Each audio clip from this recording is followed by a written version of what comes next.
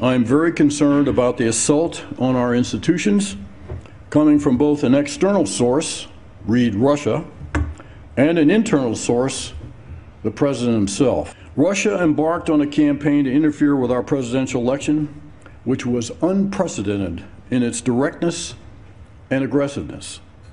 The Russians have a long history of interfering in elections, theirs and other people's. Apart from the infamous hacking of the Democratic National Committee, their campaign had many other dimensions. Social media trolls planning false information, orchestrated fake news, which many other news outlets picked up and amplified either wittingly or unwittingly, and a very sophisticated campaign by the regime-funded propaganda arm, the RT, broadcasting arm, against Hillary Clinton and for Donald Trump. Their first objective, though, was to sow doubt, discontent, and discord about our political system. And they achieved, I'm sure, beyond their wildest expectations. And given their success, they have only been emboldened to be even more aggressive in the future. So as a consequence of all this, I've had a real hard time reconciling the threat the Russians pose to the United States, and by extension, Western democracies in general, with the inexplicably solicitous stance the Trump administration, or at least he himself, as opposed to others in it, has taken with respect to Russia. Let me move to the internal assault on our institutions. And I'll share just two examples with you, and only because I have some personal knowledge of each of these examples. There are many others I could pick from. Then President-elect Trump disparaged the intelligence community's high-confidence assessment of the magnitude and diversity of this Russian interference that I just described by characterizing us as Nazis. This was prompted, I found, I realized later, by his and his team's extreme paranoia about and resentment of any doubt cast on the legitimacy of his election, which of course our assessment did.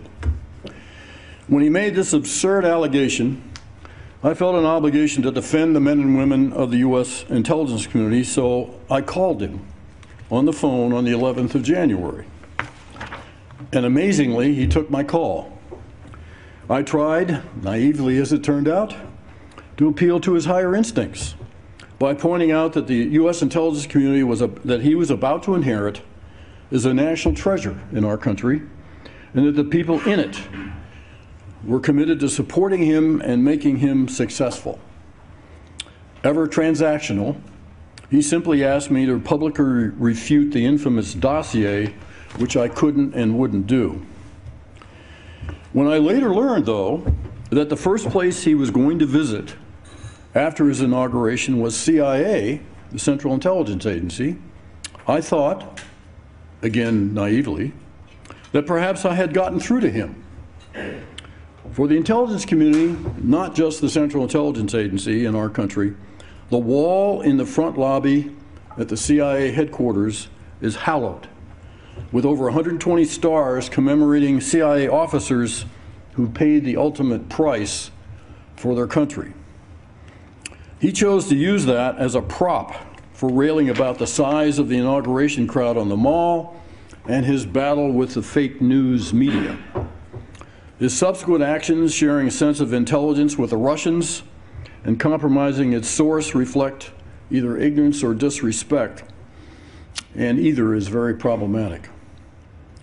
Similarly, the whole episode with the firing of Jim Comey, a distinguished public servant, apart from the egregious, inexcusable manner in which it was conducted, reflect complete disregard for the independence and autonomy of the Federal Bureau of Investigation, our premier law enforcement organization. And again, truth in advertising, Jim is a personal friend and a personal hero of mine. So as I said, I worry about these assaults on our institutions. Hey, NBC News fans, thanks for checking out our YouTube channel. Subscribe by clicking on that button down here and click on any of the videos over here to watch the latest interviews, show highlights, and digital exclusives. Thanks for watching.